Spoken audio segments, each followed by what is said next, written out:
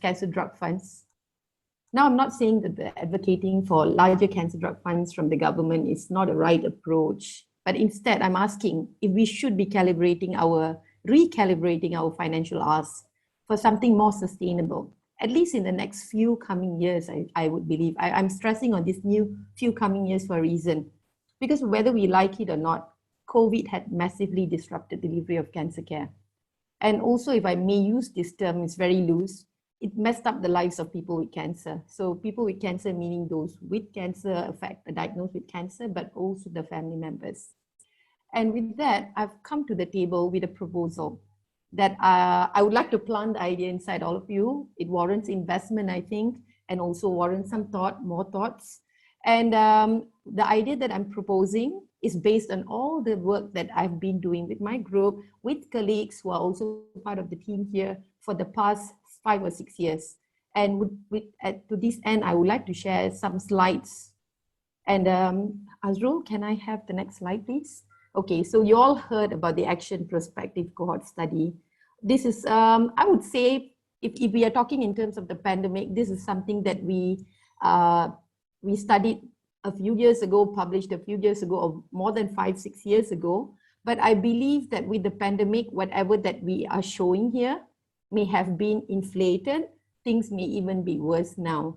So I would not go about saying, you know, like I think all of you heard that the action study where we recruited more than 1,500 Malaysians who were newly diagnosed with cancer, we measured the costs that they had spent out of pocket, meaning that it was not covered by insurance, it was not provided by the healthcare providers from the government side. And we showed that cancer was associated with high out-of-pocket spending. More than 50% of families had spent more than 1/3 of their household income for cancer-related costs. But going into details, what were the specific indicators indications that we got from the action study is that out-of-pocket costs of cancer varied by types of hospital. So if you look at the bar chart that I'm showing, overall, we saw that the blue part in the bar chart shows the medical costs that patients had to pay out of their own pocket, and less than 20% of that out-of-pocket costs were due to medical costs. But then when we look at different hospitals, you see the first bar showing Ministry of Health, and eventually it also shows the Ministry of Education hospitals, which is actually the university hospital.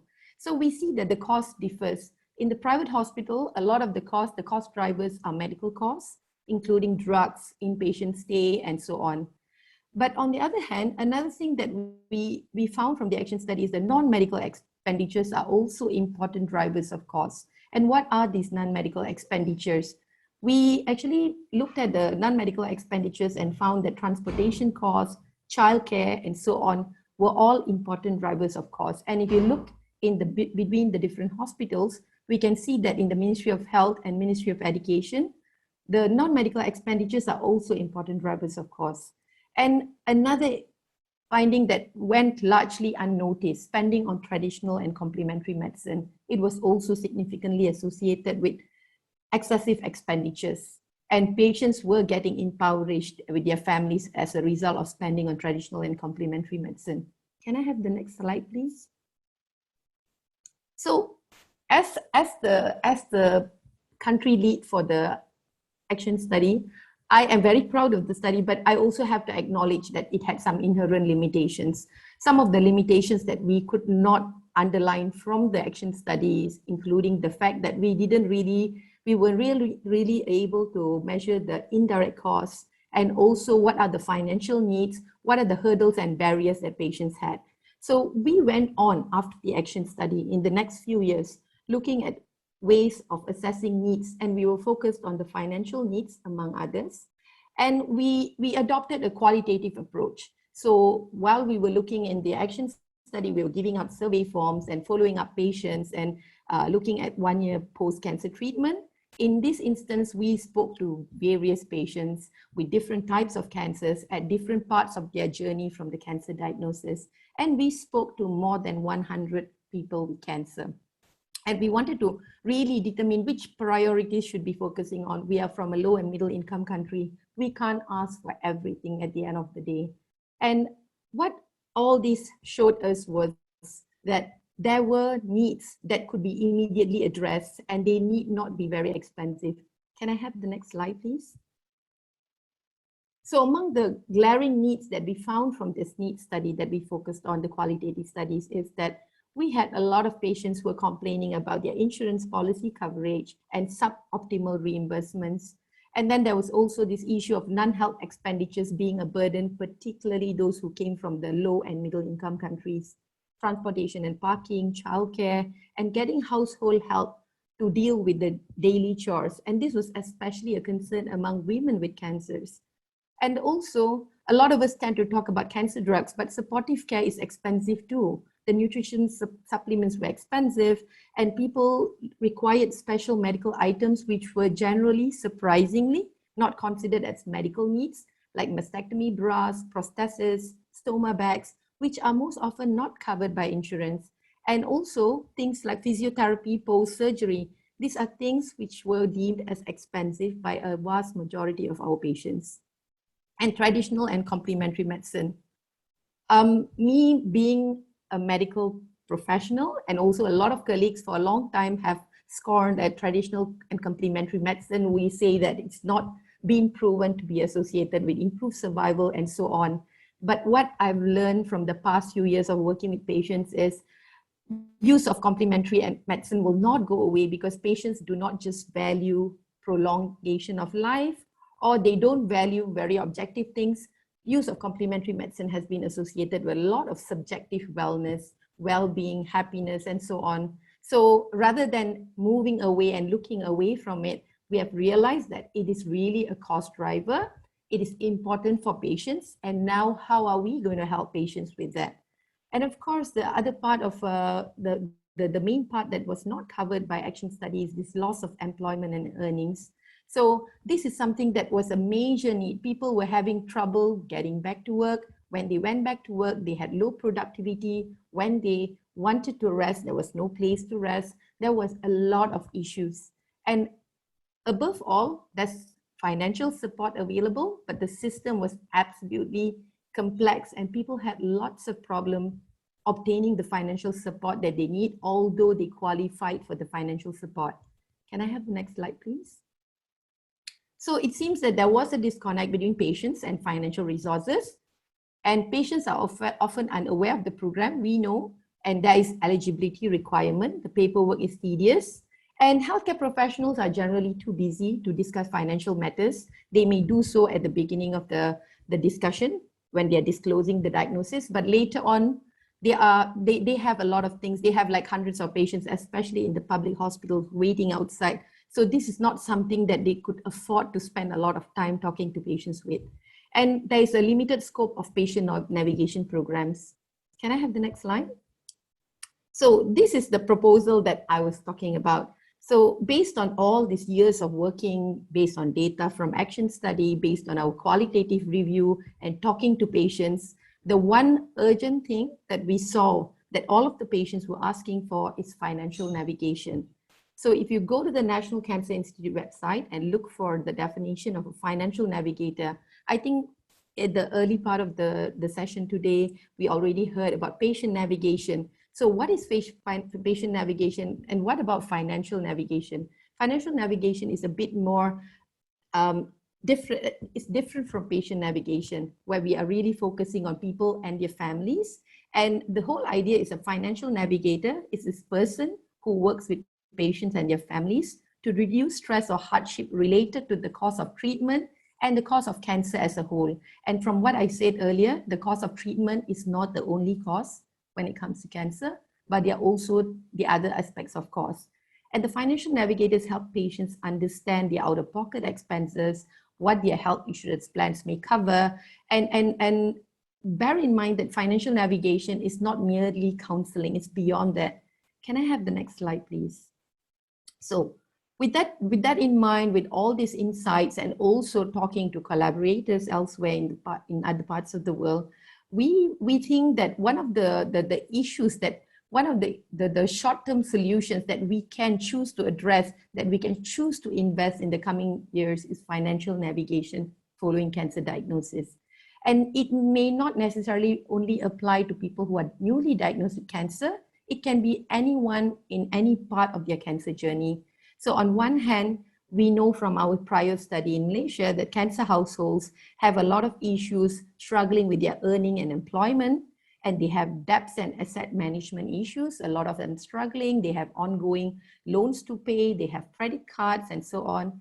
And also they need financial support. Not all of them will need financial support, but in terms of debts management, earning and employment, many of them are already affected. And then there's also this savings that cancer household, after a while, they do not have savings anymore. And in fact, when people seem well, so that's the thing about cancer. People, the families look well, they live in a proper house, they have a car, and people think they're fine, but they are medically impoverished. What does it mean? It means that following the diagnosis of cancer and their family household income looks okay, they are not in poverty, or they are not living below the poverty line. But when you actually extract all the costs related to cancer, actually the family already fell below the poverty line and nobody notices. And the problem is these families are usually not flagged for help. So financial navigation, among others, help to identify the sort of families and those who are too shy to ask for help and try to navigate them.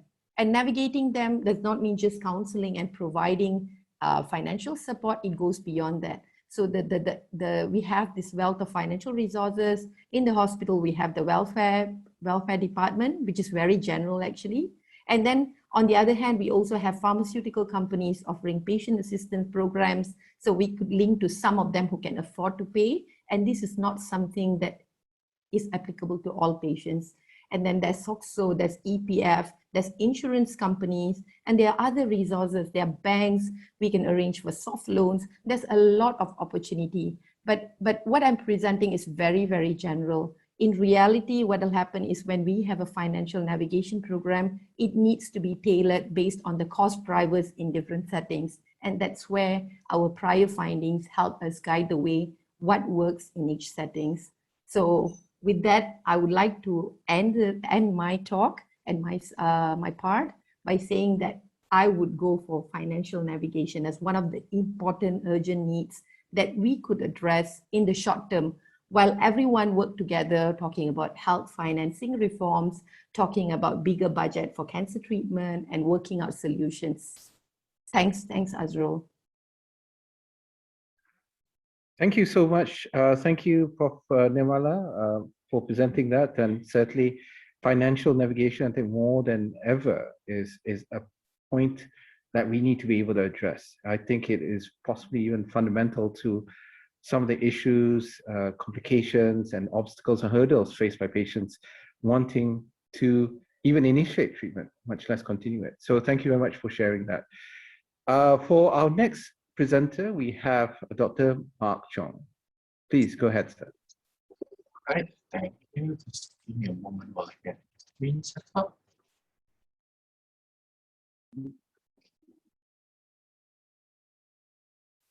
Okay.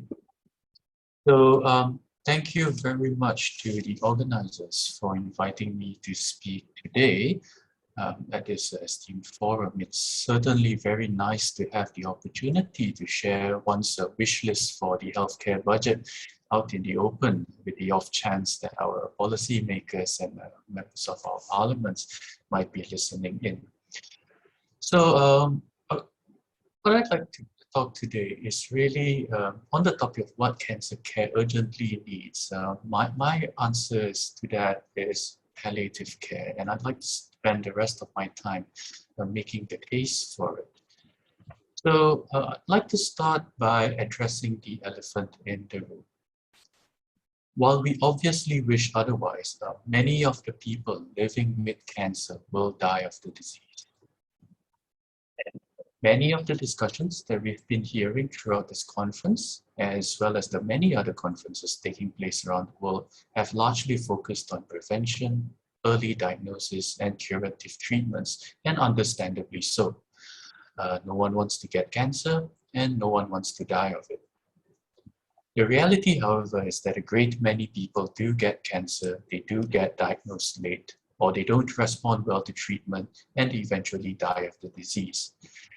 And as impressive as our medical advances are, this is unlikely to change in the very near future.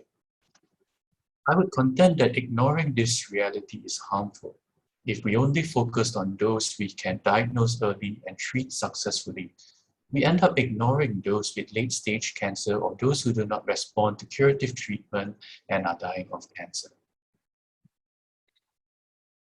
But what is there to be done for those who are dying of cancer? The answer is really a lot. It may sound obvious, but it is worth remembering that those who are dying are not yet dead. Up till their very last moments, those who are dying continue to live, and as such, they have needs that must be met, wishes to fulfill, goals to be met, and plans to be made. Meeting all of these is as much as part of cancer care as is the latest gene therapies or chemotherapies. And being alive also means that people dying of cancer face the prospect of experiencing pain and suffering until the very end. While death may be inevitable, the pain and suffering can and should be relieved as much as possible. This too is very much part of good cancer care. Now, every person attending this conference is undoubtedly aware of the suffering caused by cancer. What many of us are most aware of is the physical suffering caused by the disease, such as the pain and the symptoms experienced by the patient. However, in addition to the physical suffering experienced, people living with cancer can also often experience psychological or mental suffering, social suffering, and spiritual suffering. These forms of suffering have just as great an impact as physical suffering on a person's quality of life and may be as complicated or more so to address. And as we all know, this is further compounded by the fact that cancer is very rarely, almost never a one-person disease. Carers and family members are tightly involved in the patient's experience of cancer, and while they help and support the patient, they too suffer in their own way and require help. Families and carers may also require help overcoming grief and bereavement after their loved ones have died. So as I mentioned earlier, people who are dying or at the end of their life continue to have plans, wishes, and desires. These do not go away when curative treatment is no longer possible or effective. So what do they want? What could they still possibly want at the end of life? Well, a review by Khan et al. Described what many patients at the end of life wanted in order to have a good quality of life as they approach their final days. This included things like being in control and mentally alert until death, and being empowered to make decisions about their care. Very importantly, being comfortable in the sense of having their pain and other symptoms controlled. Recognizing impending death and sense of closure, having their value as well as their sense of self affirmed, with their beliefs and values honored by not only their family members and their carers, but also by their health professionals and the society at large.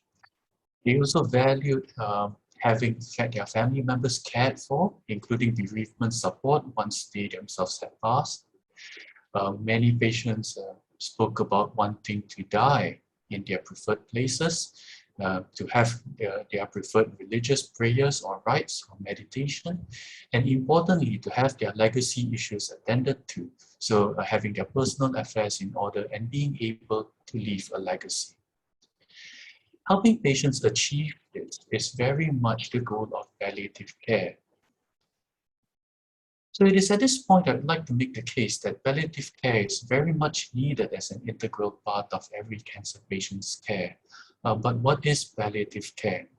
And I find, along with many of the other researchers that I work with, locally as well as in many other places around the world, the understanding of palliative care tends to be a little bit skewed, and that can lead to problems. So I offer these definitions from the World Health Organization. Palliative care is an approach that improves the quality of life of patients and their families facing the problem associated with life-threatening illnesses through the prevention and relief of suffering by means of early identification and impeccable assessment and treatment of pain and other problems, physical, psychosocial, and spiritual. And you will find this definition echoed by the Institute of Medicine below. Crucially, the aims and objectives of palliative care are to provide relief from pain and other distressing symptoms and from suffering at large, to help patients and their family members affirm life and to regard death not as the enemy, but as part of a normal process, and to provide supportive systems that allow patients to continue living as actively as possible, to have as good a quality of life as possible, no matter the length of life remaining. And in addition to the physical symptoms, to help address the patient's psychological and spiritual needs, to support the patient's family in coping with the illness as well as bereavement after death, and to enhance quality of life. Crucially, the palliative care is neither intended to hasten or to postpone death. And this is a crucial point that requires emphasis, as many people, including health professionals alike, sometimes shun palliative care due to a misconception that accepting palliative care is akin to giving up, or that it is a way to hasten death. It is none of that. Palliative care simply aims to relieve suffering and improve quality of life, no matter the length of life remaining. There is ample evidence demonstrating the benefits of palliative care. A recent review by the Malaysian Health Technology Assessment Section, MATAS, reported that palliative care was significantly effective in several areas. For instance, in terms of quality of life, palliative care provided in hospitals, their community, as well as at home, improves overall quality of life scores for people with cancer. It also reduces caregiver burden, improves coordination of care, reduces hospital admissions, and allows patients to die in their preferred place of death. Palliative care interventions have also been found to significantly improve pain, dyspnea, nausea, vomiting, and diarrhea, as well as a sense of overall physical well-being.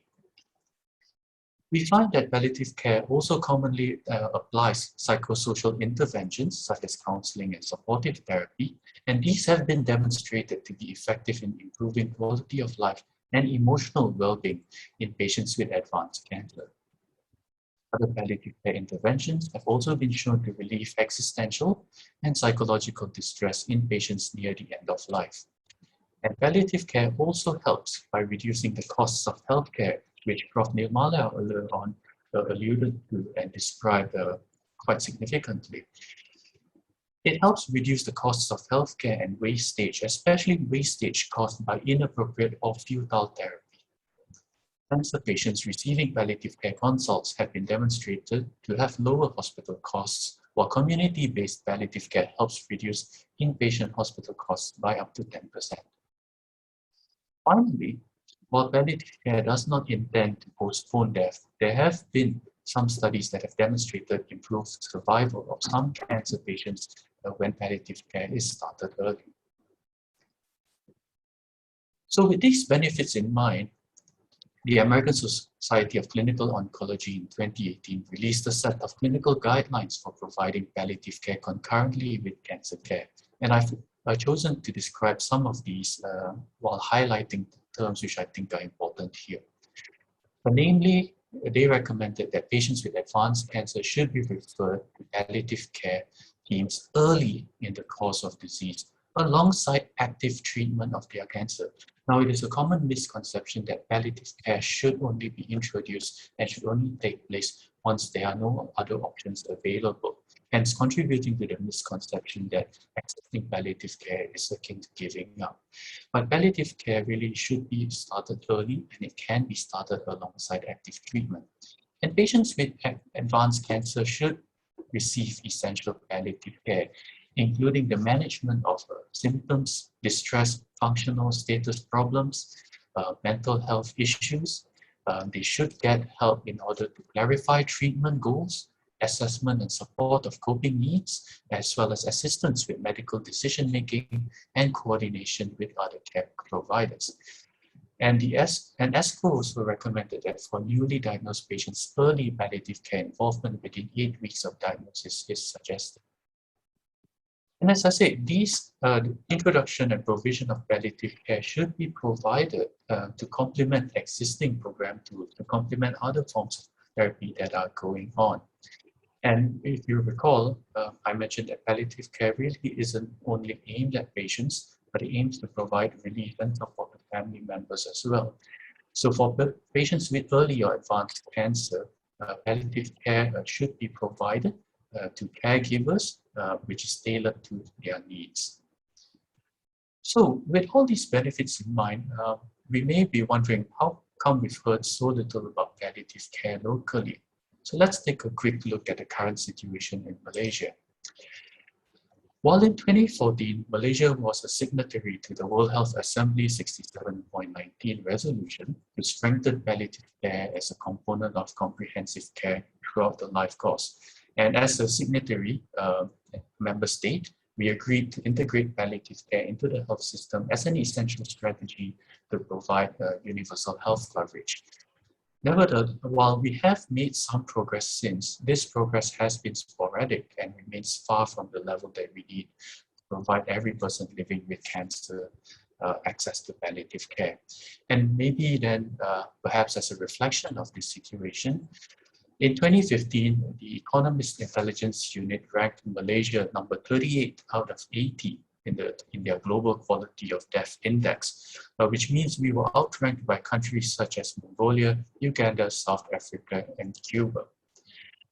Palliative care services in Malaysian hospitals and community remain highly underdeveloped. We struggle to achieve seamless care delivery, and perhaps worst of all, we have large inequity in access within urban areas, and this is even worse in rural areas. It is almost impossible to get palliative care if you're living in a rural area. We've spoken a lot about in this conference about access to medicines, cancer therapies, etc.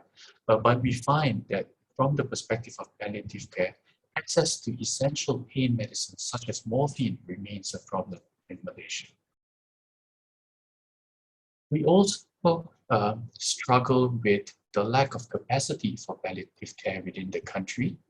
We find that while on paper, every state in Malaysia has some form, except for Perlis, has some form of palliative care, whether hospital or community providing it.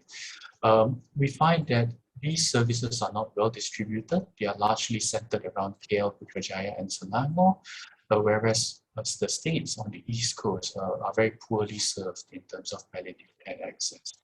And in 2019, we found that studies done by the National Institutes of Health found that based on their assessment of the number of people who need palliative care in the country, our current capacity can only provide about 10% of those people with access to palliative care. So what do we need?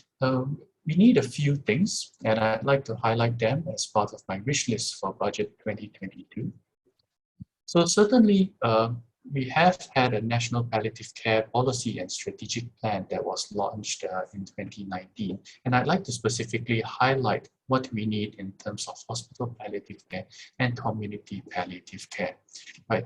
We need a more comprehensive development of palliative care services at the basic, intermediate, and specialist levels. We need to have more trained medical officers as well as nurses within these hospitals who can provide palliative care. We need to have private hospitals as well as community hospitals to actually join in together to adopt a palliative care approach for secondary and tertiary care.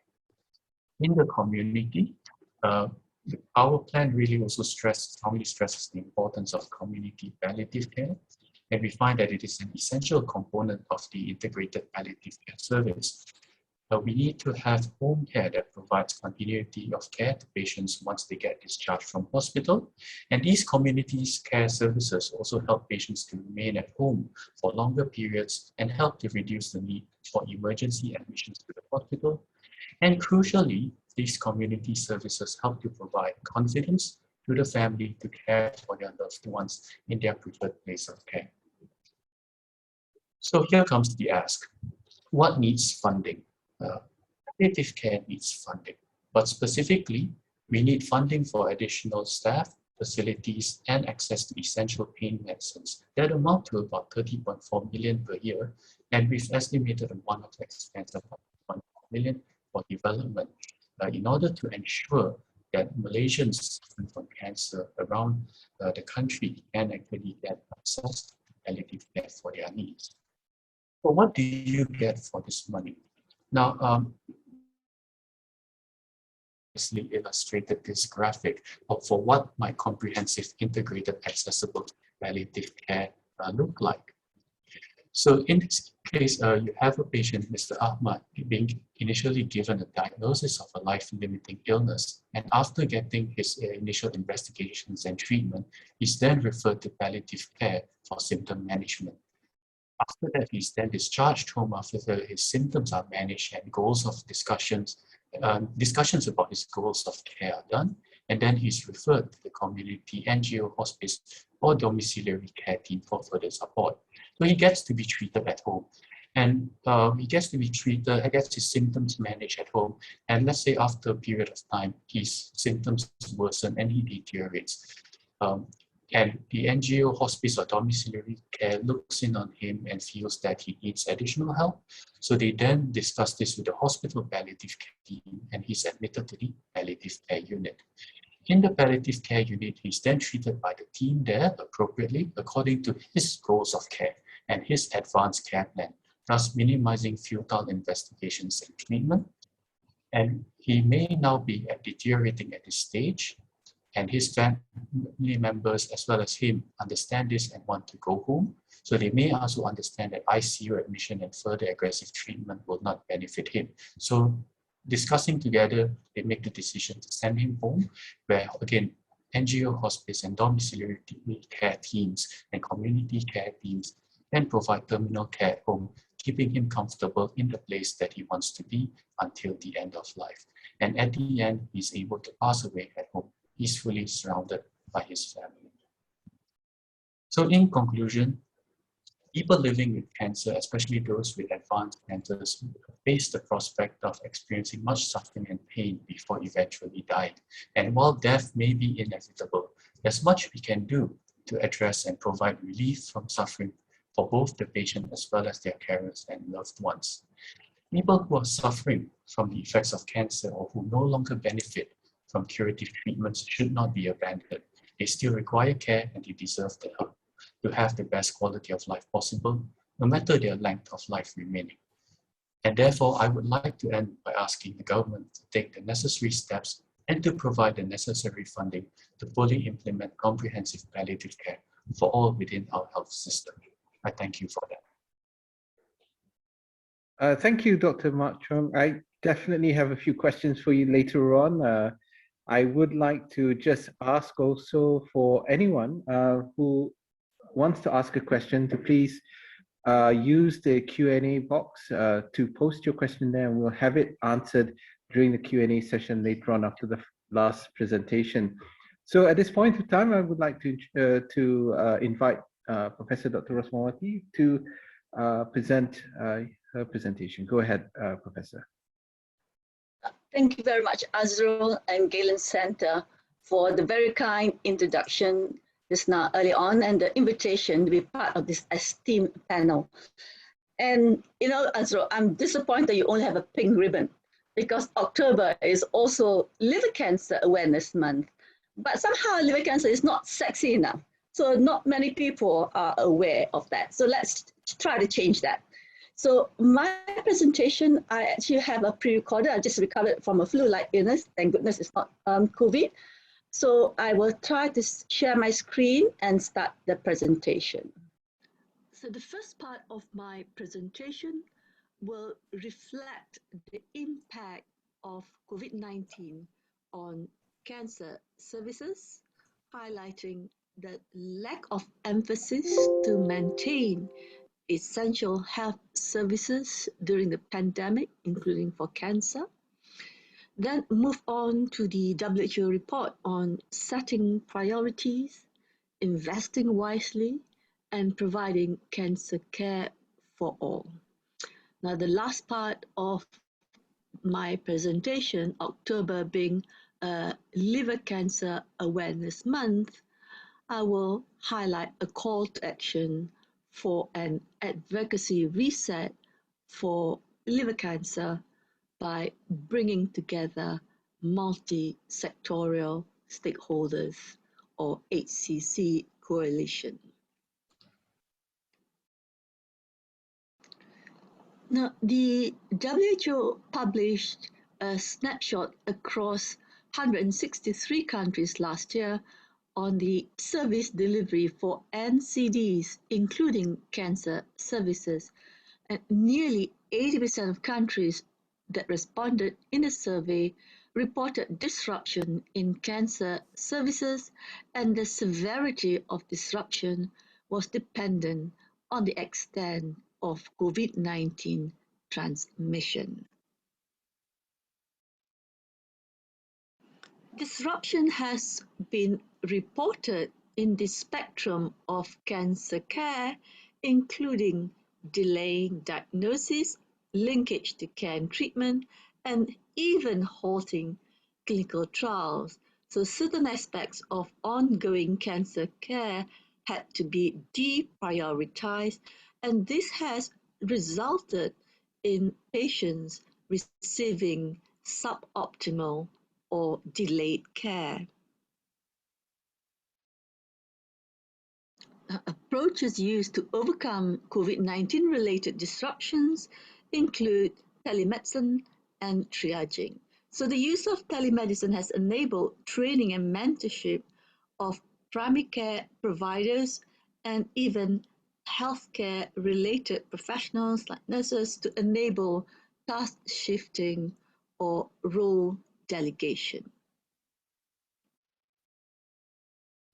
WHO's COVID-19 Strategic Preparedness and Response Plan highlighted that we must not only suppress COVID-19 transmission, but also reduce mortality and morbidity from all causes. So limiting the direct and indirect health consequences associated with the pandemic requires careful planning, which includes maintaining delivery of essential health services for all conditions, including cancer. So as emphasized by WHO, based on experiences with prior emergencies, indirect morbidity and mortality from non-COVID cases may in the end exceed that from COVID-19 itself. Now, our nation now stands at a pivotal juncture. Now, the recent wave that obviously overwhelmed our healthcare system underscored the effects of chronic underinvestments in healthcare and calls for a reset in our entire healthcare system. Now, beyond Budget 2022, to strengthen health systems with greater overall investment in health. So just focusing on Budget 2022 may be too narrow and limited, as issues with the current health system requires planning for a much longer period. So it's probably better to examine plans spoken of in the 12th Malaysian Plan. Now, as shown here, the 12th Malaysia Plan acknowledges the need to reform and revitalize the entire healthcare system in ensuring a healthy and productive nation. So how will these be achieved?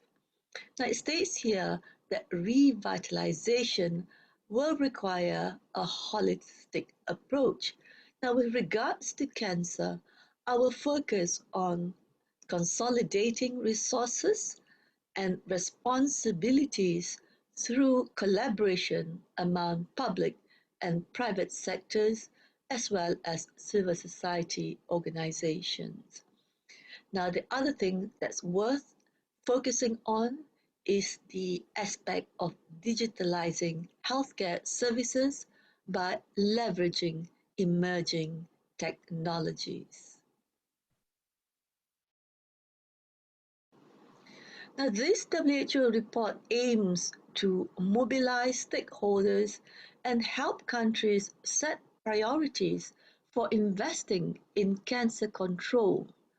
It also provides guidance for policymakers in formulating a response to their national cancer burden by showing that cancer can be controlled as a public health priority by making strategic investments and evidence-based interventions along the entire cancer continuum, as shown in the bottom part of this slide. Now, the first key recommendation is activate political will, strengthen governance, and make a cancer control plan. So the National Cancer Plan must be based on priorities, costed, implemented, and monitored, and equally important, the perspectives of all stakeholders must be included in order to meet the needs of diverse communities, including those disadvantaged.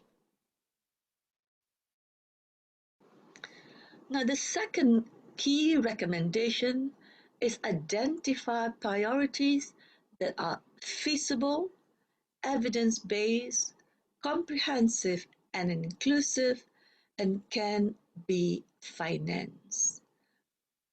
Now, priority setting should be informed by current capacity and health technology assessments and include the needs of all populations. Now, by investing wisely and equitably, cancer deaths and cases can definitely be avoided. Now, the third key recommendation is provide cancer care for all. Now, there are several components to this, but the most pressing needs are training a cancer workforce and ensuring the basic infrastructure for cancer. So what I would like to focus on later on is on building capacity.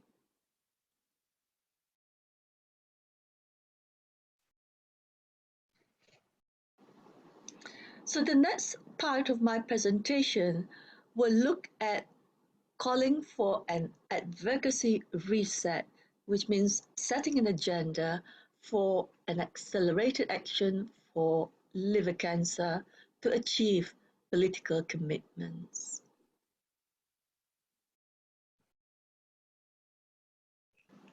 HCC is common and is now the third leading cause of cancer-related deaths globally. In Malaysia, liver cancer is the sixth commonest cause of cancer, but it's ranked number 4 in terms of cancer death. And the HCC is also extremely deadly. The new liver cancer cases is nearly equal to the number of deaths each year, both in Malaysia and globally, underscoring the poor prognosis of HCC. Noteworthy, up to 90% of liver cancers arise from cirrhotic livers. But what makes HCC particularly lethal is that a high proportion of cases are diagnosed at a late stage, as the majority of patients were not detected as part of the HCC surveillance program.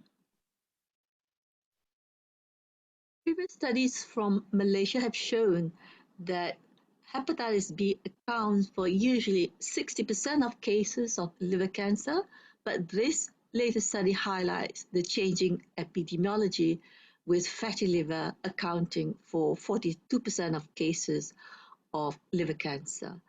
Noteworthy, identifying and treating the underlying liver disease at an early stage can prevent or reduce the liver cancer risk. Now, liver cancer is a complex and unique disease involving cirrhosis as well as the cancer itself. Therefore, a multidisciplinary team is central to the management of this disease, whereby all team members must be well versed in the treatment strategy. So the MDT for HCC, or more general, even the GI echo, has been ongoing in UMMC for more than 15 years. So since February last year, we have gone totally virtual using case-based discussion echo style. So this MDT session is every Wednesday from 12 noon to 1 to 2 p.m. depending on the number of cases. And this is unique CME learning experience offering case-based education with faculty and participants from gastrohepatology, oncology, hepatobiliary surgery, and interventional radiology. So you'll be able to submit cases to the HCC panel for discussion. And if any of you are interested, you're most welcome to contact any one of us to actually get the link. I must remind you that this is actually only for doctors and we actually do want to limit, so it is best if you can not limit in terms of participation, but limit in terms of the cases. So it's best that you actually inform us in advance if you have a case to discuss. Decentralizing prevention and early detection of HCC risk factors can also be done at primary care level using the ECHO model. So the video conference technology is used to train, advise, and support primary care providers and really help them to provide expert level care to patients wherever they live.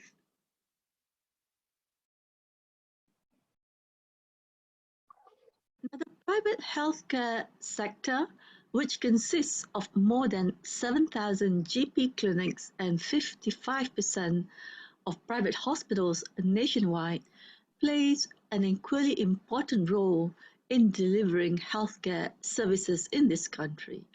So strengthening primary care can certainly complement MOH efforts and enhance clinical management and manpower resources for NCD services, including for cancer. Now, let's look at a proposed cohesive approach to address HCC by bringing together multi-sectorial stakeholders to prevent, care, and control HCC. Here is the proposed HCC strategy at a glance, and the 4 pillars of the strategic framework are shown, which includes positioning the HCC response, optimizing HCC prevention and early detection, a multidisciplinary approach to HCC, and creating an enabling environment. So the key action plans and targets are shown for each of the 4 pillars. Now, I'd like to end with a positive message that cancer can definitely be controlled through strategic, high-impact investments in programs, policies, and services. Now, specific to liver cancer, a comprehensive national response to HCC will require more visibility and resources. Okay, that's my presentation. Thank you, Prof. Rosmawati, and thank you for sharing that those insights, especially when it comes to the perspective of liver disease. We're definitely appreciative of that perspective, but also for inclusion of liver cancer within this discussion as well. We certainly need to look at that within the context of budgets. I have actually a few questions for you shortly. So if I could just have Dr. Mark and Prof. Nirmala to switch on your video, and we'll start the discussion right now. Prof. Nirmala, just wanting to start your video. I'm unable to start my video. Okay. Oh, I could try. You cannot start your video because your host has stopped in. That's the no. message I get. Oh, it's but it looks like, oh no, there you you go. can. So Yeah. I see you there. Okay. Okay, excellent. So I have a few questions, and then we can also take from the audience as well. Prof. Nirmala, you spoke eloquently concerning financial navigation. I think this is one aspect of cancer care that is very often, I would even say, integral to cancer care itself, but rarely is focused upon, simply because the focus is so much on the medical side, looking at the access issues concerning therapies, concerning drugs, medicines, and so forth. And that is critical, and that's important. And especially if you are accessing drugs that are not within the government formulary or in the Blue Book, you're going to have to figure out a way to finance that in some way. And we heard stories from patients, and including, I think, Datin's own story just now also, about the hurdles that one has to go through.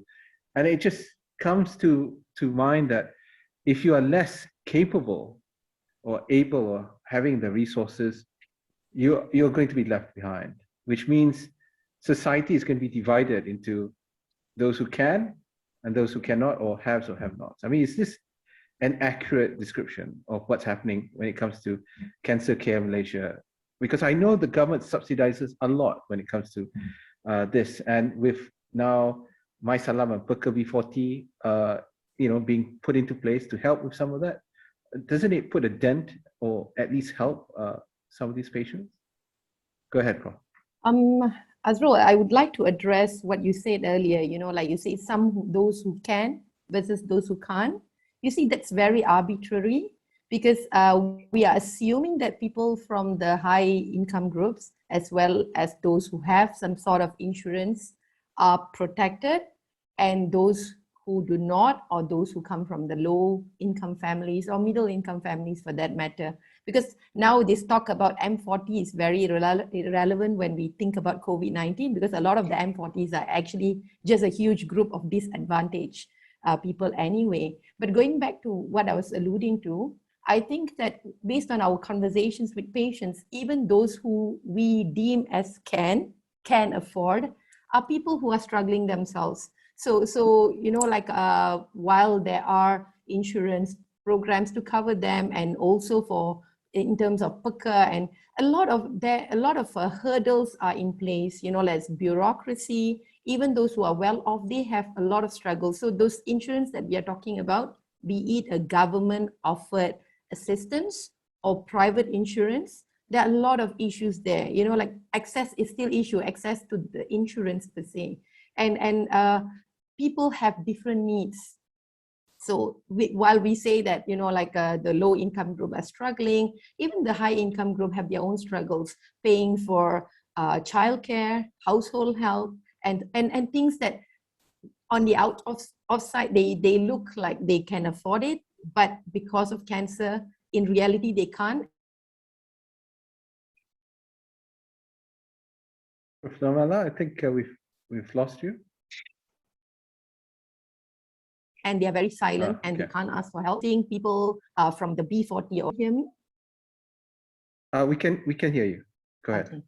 Okay, so I was concluding by saying that financial navigation is not only targeted for people from the B40 and M40 group, but it also meant for people from the T20 who are deemed as can afford cancer care.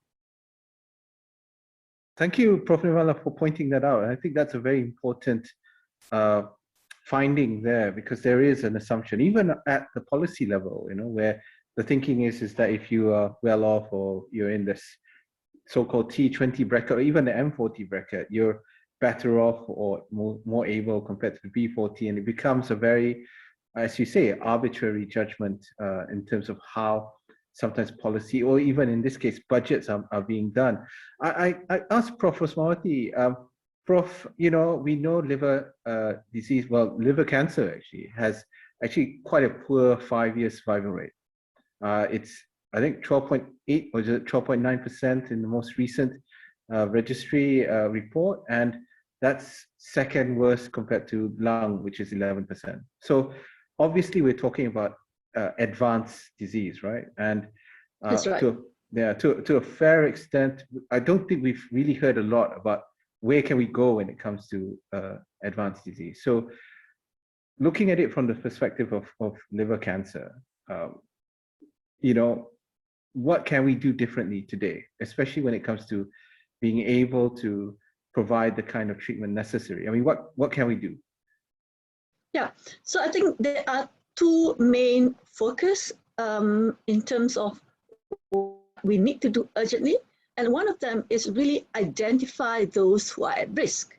And really all this basically boils down to identify of the 3 or 4 main causes of liver cancer: viral hepatitis B, fatty liver, hepatitis C, as well as alcohol. Not that the others doesn't matter, but if you actually just look at all this, this is nearly 95% of cases are due to these 4 diseases.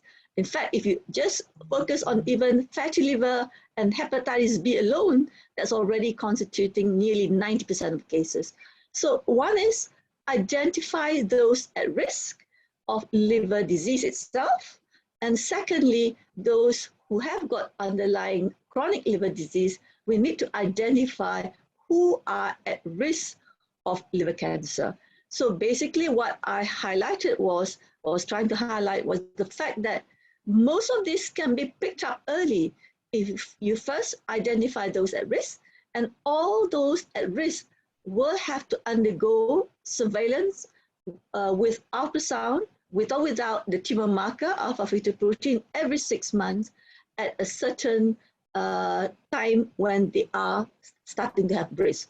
So here we are talking about all patients who have got cirrhosis, and for hepatitis B, we go according to age, because hepatitis B, they may be at risk even though they don't have cirrhosis, and that is almost all related to age. 40 for men and 50 for women, we start screening or surveillance for liver cancer. So basically, we need to be on the lookout, and that's why I highlight the fact that we need to strengthen our education and support with the primary care team, because they are the first line of practitioners who see patients with liver disease. So liver health awareness is important amongst particularly the general practitioners, not just the specialists. Thank you, Prof. Rose. Dr. Mark, obviously your passion is palliative care, and I'm glad that you made some really good points in your presentation there about how we have to change the way we look at palliative care and also where it is in terms of the pathway. And you're absolutely right when you say that when people look at palliative care, it's really, when you're about to pass on already, and it's very negative and it's very, depressing even when you want to talk about it, because it's also in the minds of policymakers as well as perhaps the one that's least considered. So let me ask you, I don't know if you can answer or know this, but in terms of like, we're talking about the budget, right? And obviously, there are allocations that are provided within the budget. I mean, okay, this is an ignorant question I need to ask, but I'm going to ask it anyway. Where is palliative care within the budget for, say, the Ministry of Health allocation? I mean, it's there, obviously, but where exactly is it parked, if you know? Go ahead. Well, as I understand, it's probably parked under medical services, under the discipline of medicine, as in our Malaysian Ministry of Health, palliative care is considered a subspecialty of internal medicine. So it is parked there. I guess one of the reasons perhaps why people don't see it is because the budget is just so small.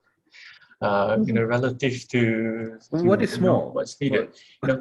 Well, I think again, it's small when you consider it relative perhaps to many of the other medical services out there. Its drug budget is of course tiny in terms of the number of subspecialists or specialists it pays for. That number is really small as well. I think at last count perhaps we had between 16 to 21 palliative care physicians in the country, of about 30 over a million.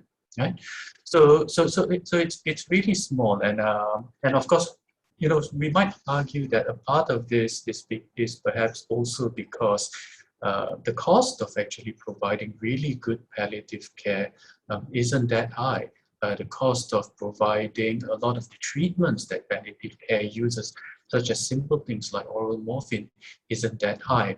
So it sometimes becomes this whole chicken and egg thing when the cost of the things you're asking for is small, it becomes very easily that thing that gets a haircut whenever budgets need to be cut out of more competing demands. Okay, I mean, that's fair enough. And certainly, when the budget gets presented later this month, I think because you've actually highlighted it, I'm going to go look for it myself, see if I can spot it. And, because you've actually given a very good amount that is something that is tangible, it is understandable, and also it is what's needed. And we want to be able to see in relative to what you've put, how much has been actually allocated. So thank you for sharing that. Prof. Nirmala, I see your hand is up. Please go ahead.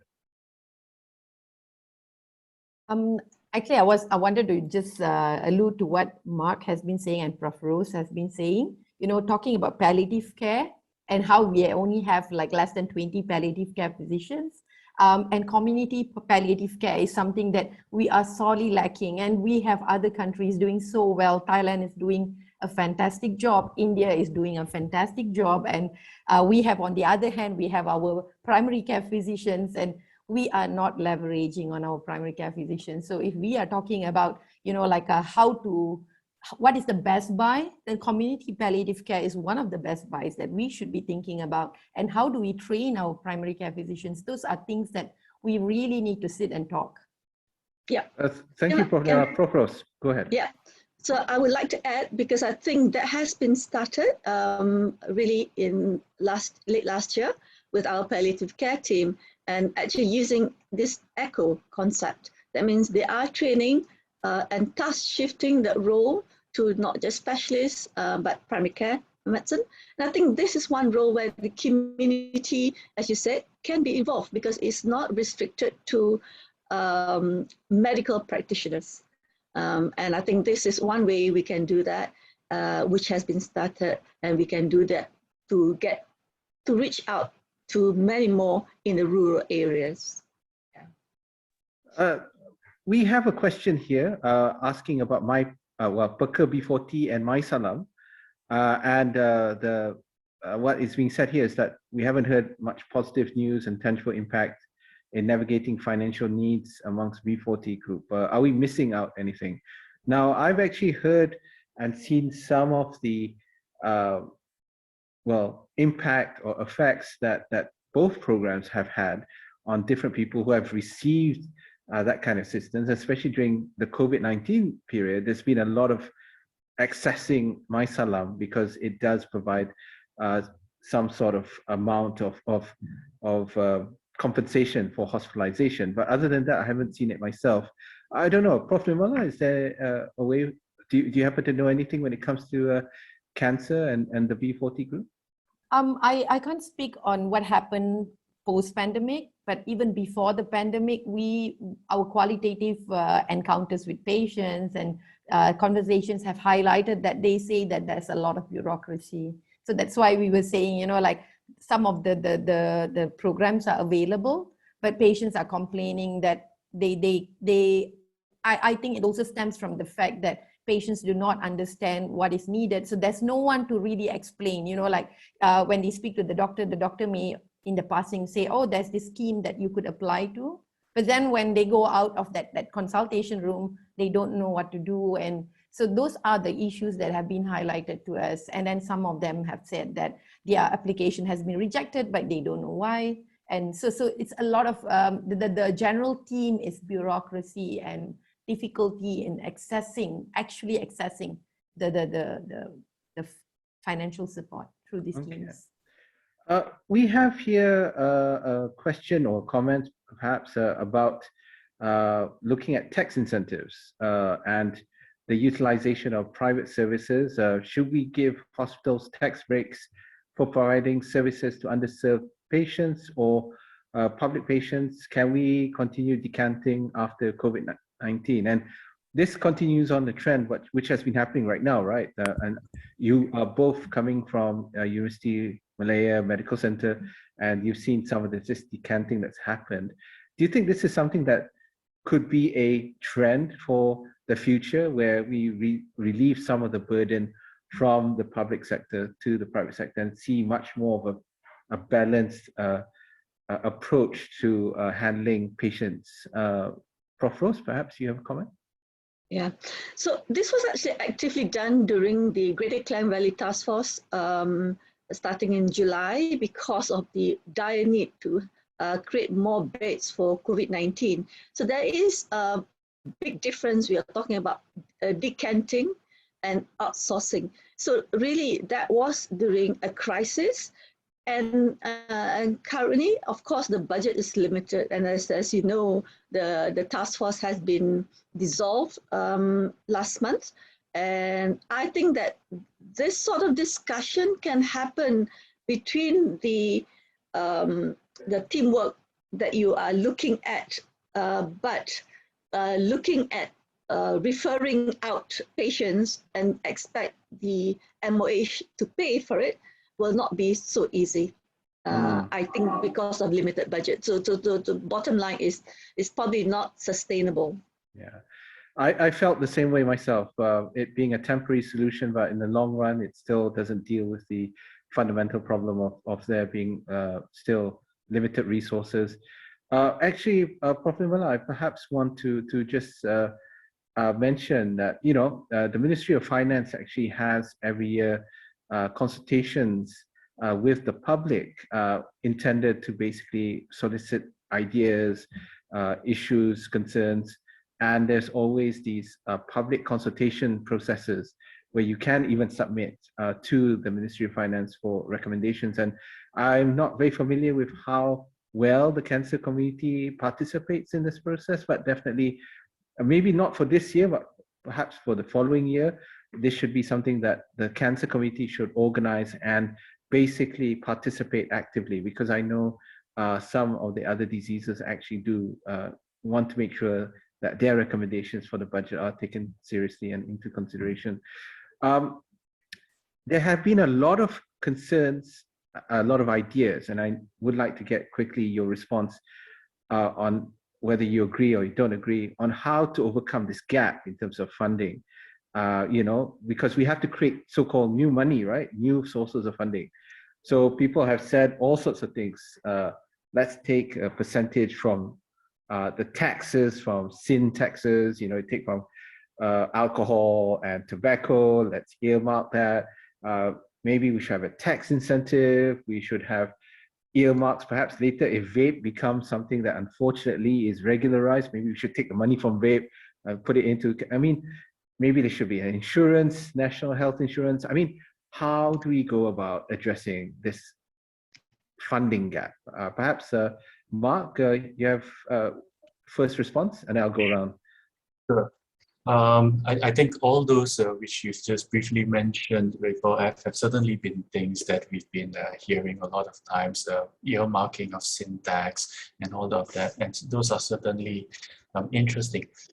Perhaps something that isn't as well highlighted, to the public is the flexibility and how our hospitals get to use the funding that is provided to them. And this can actually sometimes create gaps in between what the money that they need and the money that is provided.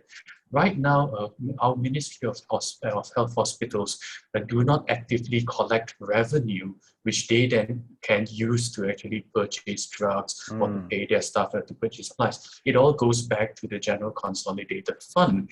And therefore, for them to then get more money, which they need to fund their operations, they either have to apply for new warrants or new funding from this fund, from the government, and that can take time. So in my former life as a pharmacist in the public health service, you would frequently see periods of time where you would run out of money simply to purchase new drugs, simply because the warrant for additional funding from the government is pending.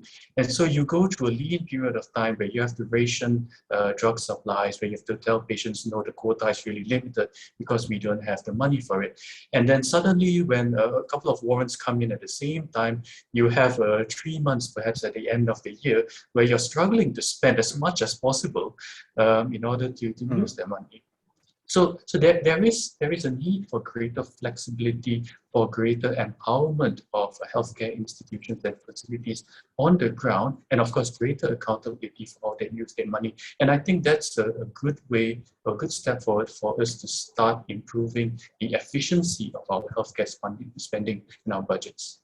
Thank you, Mark. That is a point that I rarely hear. Seriously, that is an excellent point, especially since there are payments that are made to the hospitals and they don't get, they can't touch it. Exactly what you said, and yet but they have to pay out. for the people they do have to pay for the people and the processes to collect that money. Exactly. It just adds salt to injury. Prof. Rose, go ahead. No, I was just amusing myself. Nothing to add. I would like to add on to what Mark just said. And we have such a reason because, sorry that I'm bringing up financial navigation again, but it's simply because we had this very interesting conversation because we were saying that, when we have a financial navigation service, because our plan was, we start with an NGO. And then when we were talking to the collaborators in the US, they were like, no, it's better placed within the hospital. And then we started like, who's going to pay the salary? And when we go back to what Mark is saying, it's because the hospital do not enjoy the money that they get because they have to. So there's no real motivation. Like, what is the financial navigation for in terms of what does the hospital benefit in a public system? Like as opposed to somewhere where you get to collect that money and use the money and have the freedom to spend the money. So I think all of these are tied to one another. So, like creating addressing this short-term or low-hanging fruits that we may call them is something that can benefit many layers of the society and the community actually. And sorry. Go ahead. Going back to what you were talking about just now, you asked the question, right? You said that, when we look at providing services and decanting, I just wanted to revert back to that because today morning when Anand was speaking, he was also talking about that. So while I think that the government may not have the budget, but when we have done it and we have done it amid the pandemic, we have the experience, it's still, you must strike the iron while it's hot. So this is the opportunity. If not now, when?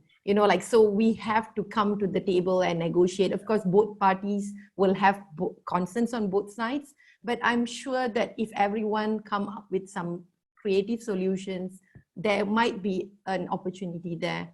If Thailand can do it, why not us? I really like the way that you think, Prof. Nirmala, is that if not now, when? And very often we tend to wait for a better opportunity, but that opportunity that you have now is probably the best, and sometimes you won't get it again later on, right? And definitely that should be the way we look at things. Prof. Aisha just put there in the chatbot that they have started a pilot financial counseling for breast cancer patients in UMMC, and they managed to pinjam from the service of financial officer. I take it that you haven't paid for that person's salary, like the pinjam, right?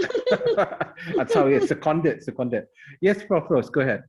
No, I was just going to say that although I was very much saying that it doesn't happen, I mean, I don't think it will continue. I think it will be best to look in the bigger picture of strengthening the private-public partnership. And that is one aspect of it. There's a lot bigger aspect that needs to be done. And I think this is where we as you said it, Prof. Nirmala, that has started. Make the full use of it.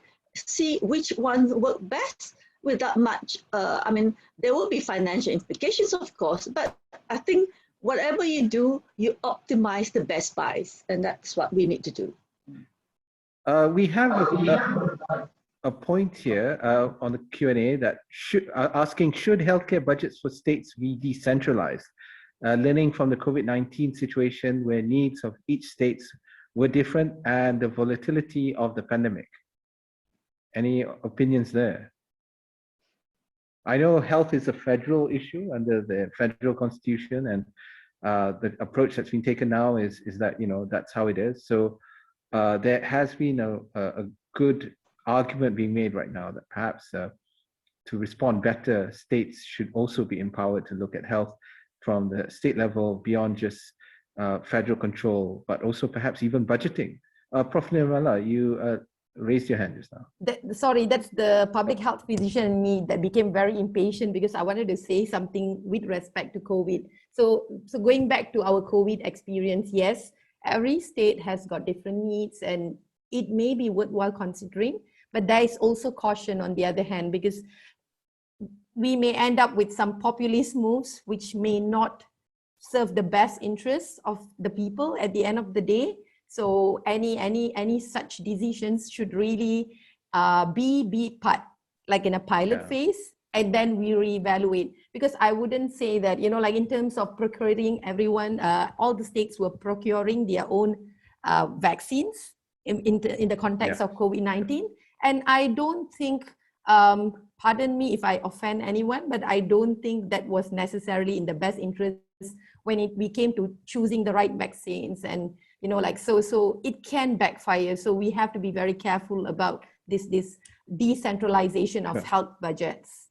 And one of the things that needs to be also considered is the issue of sustainability, really, on any of these initiatives, because you can have one-offs and then later on you don't have a way to actually manage the expectation that you created. You know, the need and expectation, you have to manage that later on. So right now, there's been a lot of ideas concerning addressing the funding gap, and one things we also look at is like the dedicated cancer fund, or you know, something that channels or earmarks funding, and all of this will need to also address that issue as well, right? And even if you do manage to get, say, 40 million in the first year, you're not going to get 40 million in the next year unless you figure out a way to actually make sure you do get that continuously and perhaps in greater amounts. Dr. Mark. I was just going to echo what Prof. Nirmala had mentioned, and I think we have to be careful about what would the purpose of decentralization be. You know, if it's about allowing the states to be more flexible and nimble in their deployment of resources, I believe there are other mechanisms and strategies for that. So we really shouldn't have decentralization for decentralization's sake. My main concern with decentralization of budgets, sometimes it also means that the amount of money you have becomes tied to things like the amount of revenue generated by your state, you know, and then we start going to problems where poorer states start getting entrenched with a massive health inequities because they can't seem to, but they don't generate enough income to pay for essential healthcare services. And we've seen things like this happen in places like the United States, where, technically one country, but massive health inequities and disparities across different states with different levels of prosperity. So I think don't throw out the baby with the bathwater. I think the advantage of having that federal control of the funding allows us to, as best as possible, apply uniformly the budget for healthcare services across. Okay, thank you. The point taken, and we're actually running up. Well, actually, we tababas time already for a good maybe 20 minutes. However, I would want to give an opportunity to all of you with this scenario. If you had the chance to speak to Tengku Zafrul, the Minister of Finance, and he would want to incorporate something into the budget, he's got small space there in there. Just one thing. I mean, what would be that one thing? I mean, YB Nurul Izzah just now asked for 3 things. I'm just asking one from each of you. So perhaps Dr. Mark, although I can guess what you want already, but go ahead, Dr. Mark. Well, so I won't make it obvious by going straight into palliative care, which is what I would like. But I think if it was just really one thing, I think we need to start putting more money into bringing in our medical officers and start creating more specialists from them. That way leads to the empowerment of palliative care and all other medical specialties that we sorely need in the country. Thank you, Dr. Mark. Prof. Rose? I think ours are going to go for building capacity, but the other thing is now really looking at least what are the things which are going to be evidence-based in terms of producing outcomes. You need to actually look at that. You cannot just say that this is sexy enough to take it up. No, we have to look at, what is the burden of the disease. It should commensurate with the burden of the cancer. I mean, if you've got a limited budget, the budget should commensurate with the cancer burden. Okay, thank you. And I think that's really important as well. We need to be able to look at health outcomes and treat it as investments working towards those health outcomes. And that's a better long-term approach to dealing with this issue rather than looking at it year by year. But thank you so much for pointing that out. Prof. Nirmala. I would say that because this is Ministry of Finance, we are talking about all this while when we are asking things, we are always going to the Ministry of Health and say, give this, give that. But what I have learned from all our prior work is that if we want to get people to live well through and beyond cancer, there needs to be multi-sectoral involvement. And Ministry of Health speaking, many of the other ministries may not pay attention simply, maybe in the context of COVID, yes, but beyond that, because we don't hold the budget. So I think that Ministry of Finance have to, help us convene the right stakeholders in getting patients to live well beyond cancer. And that goes into financial well-being, supportive care and palliative care and all these things that we have all been talking about. It all relates to money. And therefore, Ministry of Finance should be, getting everyone to work with Ministry of Health and help us with the funding to Ministry of Health and all the health providers. And therefore, then we can all work together, because otherwise we can talk, and when we don't get all the other ministries to commit, this is beyond the healthcare systems per se, living well and beyond cancer. So that will be my final statement. Thank you so much, Prof. Nirmala. That has got to be one of the most important points that we should be able to take away from, really. It's that it's not just the responsibility or ownership of the health portfolio, but it is a multi-dimensional issue. It is a multi-stakeholder approach that's needed. And, at the end of the day, if we don't have Ministry of Finance in our pocket, well, not so much pocket, like in our corner to be able to be supportive of the work that we're doing, then honestly, I feel bad for the MOH guys, having to hear the barrage of demands from all of us when we're perhaps not including more people to the discussion. So next time around, maybe we can get someone from the Ministry of Finance for these sort of discussions. And thank you so much for that, for pointing that out. And that's a very important takeaway. So I would like to just say thank you so much to all 3 speakers, Dr. Mak Cheong, Professor Dr. Rosmawati, and Associate Professor Dr. Nirmala, for such an interesting session and definitely one that I'm going to be paying very close attention to the budget speech in slightly more than a week's time to see if any of your points actually appear. If it did score big lah, can celebrate. But yeah. Wishful thinking. Okay. I know, but I could dream, but why not? Yeah, why not, right? So just thank you so much for participating in this.